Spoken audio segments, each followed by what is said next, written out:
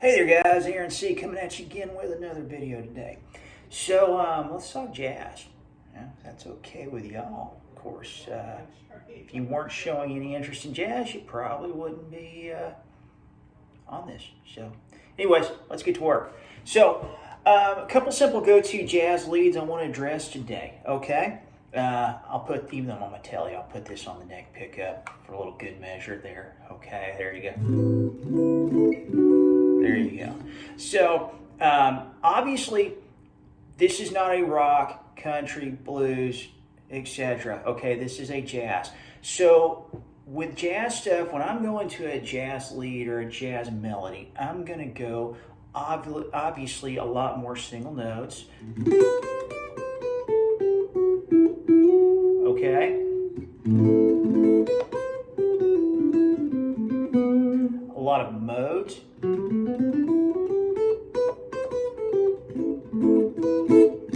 Okay, those are gonna be.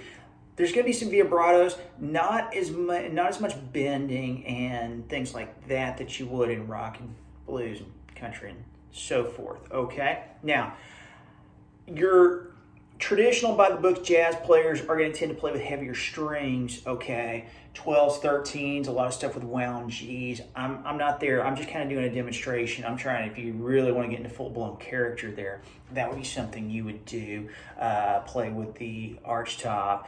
Joe Pass used the old Polytone amp, if you can still find those. So I don't know. Once again, I'm just kind of giving you some pointers here, okay? So those would be, as far as modes, Dorian, okay, the Mixolydian.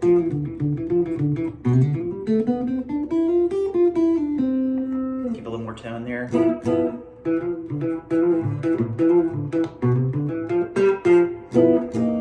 Okay, so those are those. You're not going to be playing as much pentatonic stuff. You can, but if you want to sound a little more jazzy or major scales.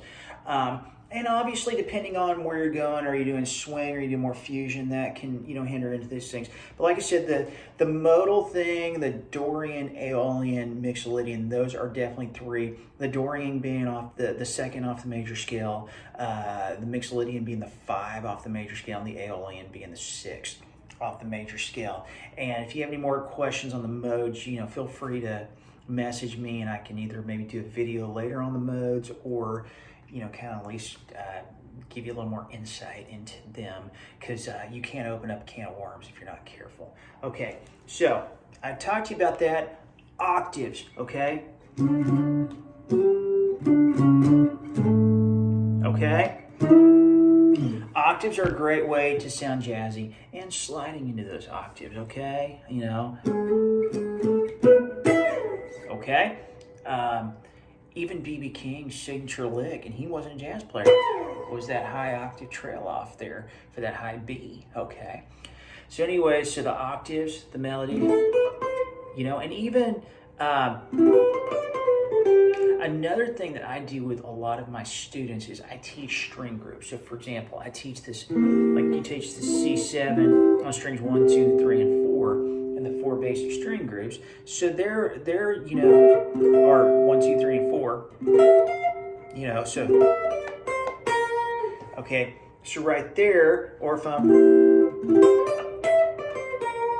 right, I know where I'm at, and those chords sound a little more melodic too, okay? So those are just another thing. And once again, I know this is about lead, but with jazz, we got to have understanding of our major and minor 7s, even 9ths, 11ths, and 13ths. Yes, I did say 13ths, and 9ths and 11ths, of course. So those are some things we have to have understanding of as well, okay, if we're doing the jazz world, okay? And understanding consonance and dissonance. Now, I'm not going real dissonant today, and I'm not trying to use big musical words in plain English. Consonance is what blends, dissonance is what doesn't, okay? So that's breaking down. You can take it one step further if you want.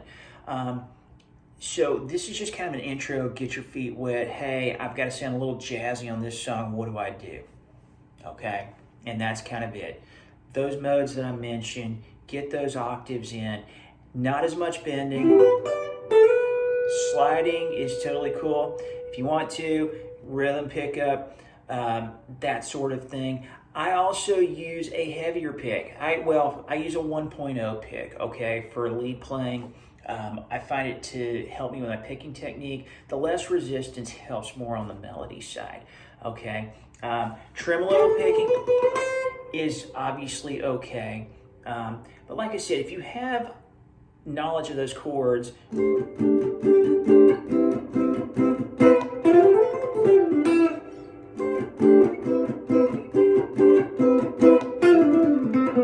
okay, I just did a major scale there with that C6-9 and that C major 7. Okay, it's kind of more of a Les Paul kind of thing. But even, you know, I take this G6 here.